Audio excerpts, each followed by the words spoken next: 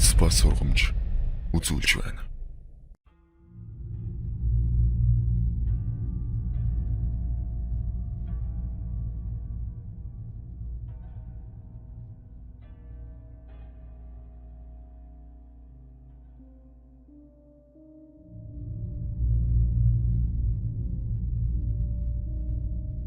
Хангай зочид буудал.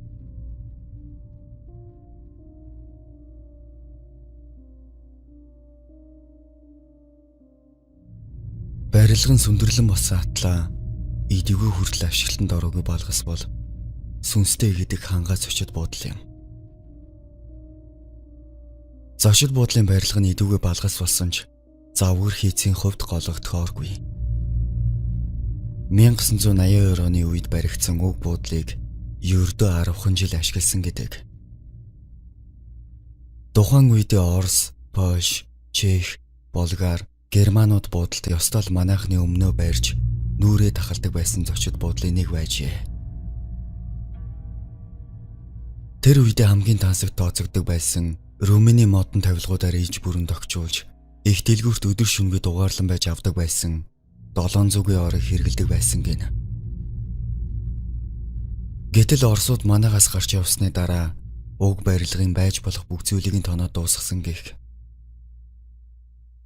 1990-ад оны эхээр од компани захирал шийдвэр төрүүлсэж байгаад эргүүлэн төрд буцааж өгсөний дараа 1998 онд нийслэлийн удирдлагууд дуудлага худалдаагаар уг зочид буудлыг 600 сая төгрөгөөр буян компани захирал болох Б жаргал сайхан зарсан гэх яриа бий. Тэр үедээ л их мөнгө. Харин одоо тэр барилга нь тэр чигтээ балгас болжээ. Бүр сүнстэй гих нэрж зүөх болсон. Уг нь хангай зочид буудлын барилга нь завгүйр хийцийн хувьд гологдоод байхгүй. Орчин үеийн цаасан барилгуудтай харьцуулахад жинхэнэ чулуу хэмээн салбарын мэрэгчлэтнүүд ярьцгаадаг аж.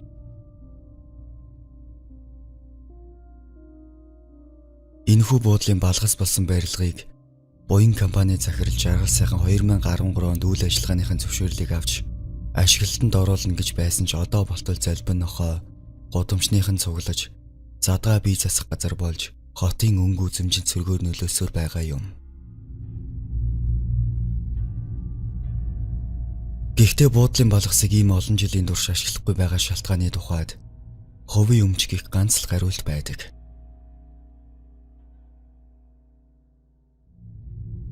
Жаргал сайхангач өөрөө хувийн өмчийг хэрхэн зас сайжруулах, ашиглах хэсэг нь бусдад хамаагүй гих байдлаар асуудалд хандаж ирсэн байх юм.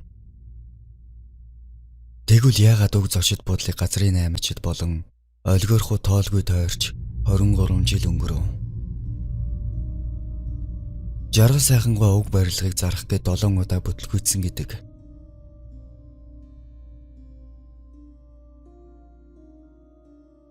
Энэ байшин сүнс сүв шүглсэн гэж ойр орчмын хүмүүс янз бүр эрэл хэлдэг. Үнэн хэрэгтээ хангай зочид буудалд аргал харахгүй гал гарч 2 хүний амьд сүйдсэн гэдэг юм. Галд амиа алдсан цэвэрлэг чимэгний сүнс одоо хэрн юр бусын аваа гаргаж таавгүй шогломоор бусдыг айлгадаг. Лам ховрогнаарч тэр эмэгний хорхцсон сүнсийг зайлуулахаас эмээдэг гэж олон хүү хэлэх юм билээ. 2007 он зочид буудлын хажууд байрлах воончиг дахин гал гарч бас нэгэн хүний амьд сүйдэж байсныг зарим хүмүүс санах учиртай. 1984 онд уг зочид буудалд анхны хүн амны эрэг гарчээ. Тус оны 1-р сарын 2-ны үүрийн 5 цагийн үед нөөцгөн хүүхэн 11 давхурд байрлаж байгаад нас барсан байна. Чехийн мэрэгжилтэнгүү түүнийг үхэлд өргөсөн гих таамаг байдаг аж. Энэ явдлаас яг 10 жилийн дараа 10 давхрын тагтнаас нэгэн бүсгүй боомлж өгсөн. Түүний үхлийн шалтгаан нь учир битүүлэг байсан болохоор удалгүй хэрэг наагдсан гэх. Уг барилгатай залгаад 7 дугаар байрны оршин суугчид орой болохоор шалдан эмэгтэй тагт дамжин харьяаж явахыг харсан тухай батлан ярьдаг. Эцэст нь энэ нүсэр буудал сүнстэй гих яриа гарч газар авчээ. 2000-аас 2006 хүртэл 20 хүн нас барж жухам юунаас болсон тодгоогүй хэвээр байв. 2006 уг буудлын манаачаар орсон дэгийг шатаж өгсөн гэдэг. Үүнээс хойш уг буудлын манаач нарт цоврон ямар нэгэн зүйл тохиолцоор байв.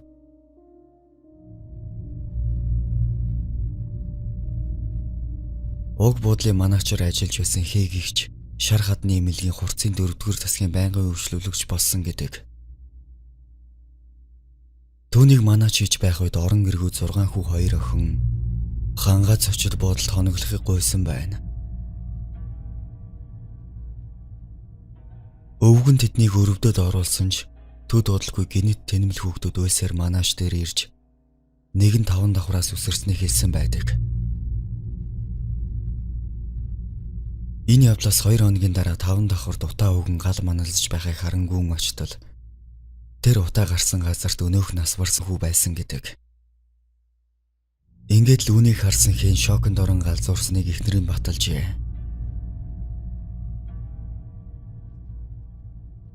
Бас нэгэн сонирхол татаж байгаа зүйл бол буудлын хамгийн дээд давхарт гарсан хүү эргэж ирдэггүй. Тэр чихтэй алга болдог аж.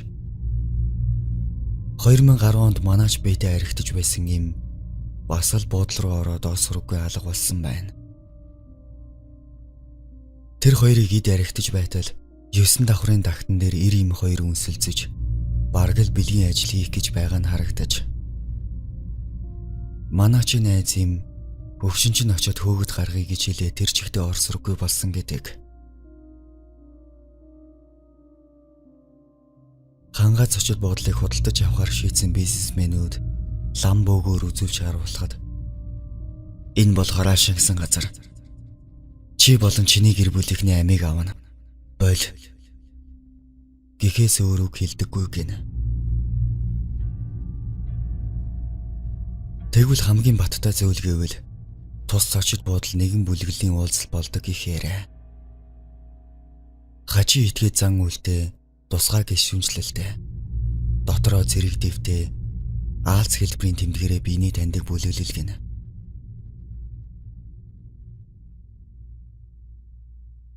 Уг бүлгийнхэн оройн цагаар цугладаг. Бариу сав хөмсөж янз бүрийн төмөр тоноглол зүүдэг гэнэ. Шинэ орсон гişүүд бүлгэлд орохын тулд амьтны амийг тасалдаг байна. Муур нохоо зэргийг ханан дүлгэн хадаж, гизийг нь хүлэн гаргаж, хажууд нь үг бичин тэмдэглэдэг гэнэ. Энэ бүх зүйл үнэн баттай эсэхийг нь мэдэхгүй ч ямар тач бидэнд таамаглал төдийл үлдэж байна.